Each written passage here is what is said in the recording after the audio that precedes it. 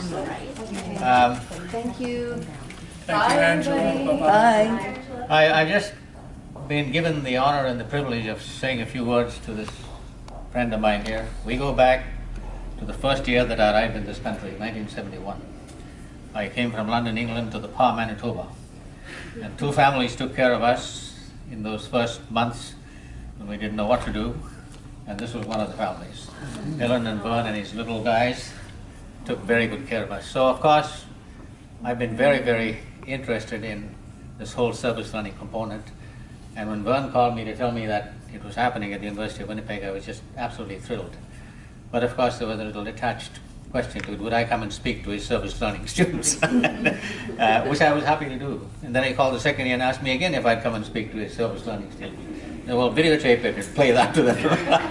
Anyway, it's an amazing experience, wonderful, wonderful course. I'm so delighted that the students are doing this.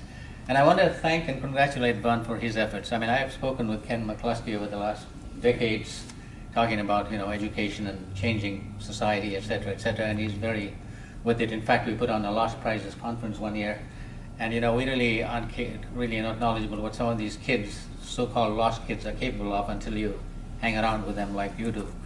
And this conference was out at Hecla, and I was absolutely blown away by the capability of these kids to sit down, figure things out about what they were going to say to the conference and come out and deliver it.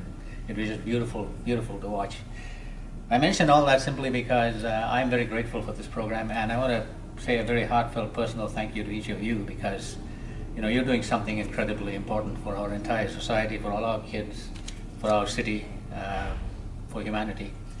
I was this morning speaking to young people from two high schools in the south end of the city, Vincent Massey and Fort Richmond. Fort Richmond, my kids went to. Vincent Massey, my grandkids went to.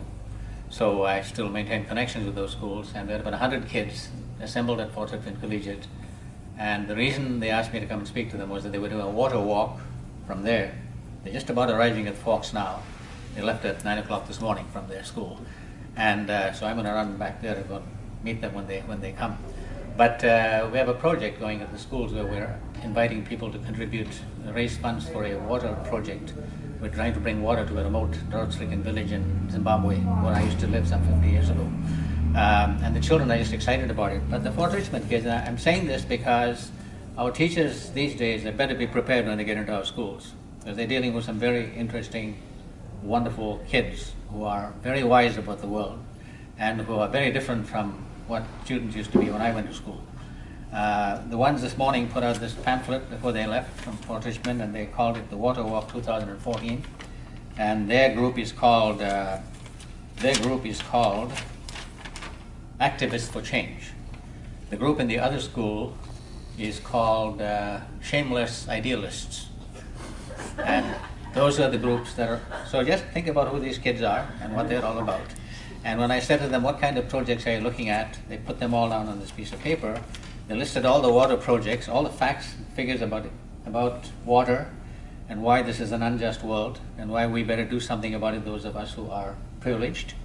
And one of the things that struck my heart when I talked about this, when I spoke to the students, I said, you don't have to look too far to figure out what's unjust. So while you're thinking about international projects, look in our own backyard and see what's going on. Get to know your own city, for example. Don't sit out in the south end of the city and figure you're in Winnipeg. So get out and learn what's going on out there. And that's what you're doing for them, is exposing them to the real world of Winnipeg. And you're giving them the opportunity to really learn, grow, and realize the children and the students that they're going to be meeting when they go to schools. And one of the places that they talked about countries that lack water, they said Canada. Northern communities in Manitoba. So they are aware of what's going on in northern Manitoba in terms of lack of water in many of the communities. And I told them that I've been in those communities and what they are talking about is quite accurate, and we'll provide them with more information on that. So they're aware of these kinds of things. And so now they're going to, of course, help us to raise funds for the international project as well. I'm saying all this because I want to underline the wonderful good that you are doing by inviting these people. I mean, I see the people at Mount Heather and the people at Boys and Girls, the scores of these young people that come through. And the amazing part of it is what's happening when I said to them, when I first spoke to Vern's group, I said, If you're doing this just for credit, I don't even want to talk to you. Right? But if you're doing this because you care and because you're going to learn stuff that you're going to continue to use, not only through the school year, but throughout your teaching lives and your learning lives, then I'm interested in talking to you. And now I see these people who come through Boys and Girls Clubs staying with us and helping the kids at the clubs in their second half of the year. And I love that. And that's what we need. We need more and more young people to do this. So I want to thank Vern and Alan for the amazing work that they're doing. I mean, you know, this could just be a course, but with these two fellows involved in it, it's become a real, wonderful gathering place for really getting people to understand what it means to educate and be one with the kids and the students that they teach.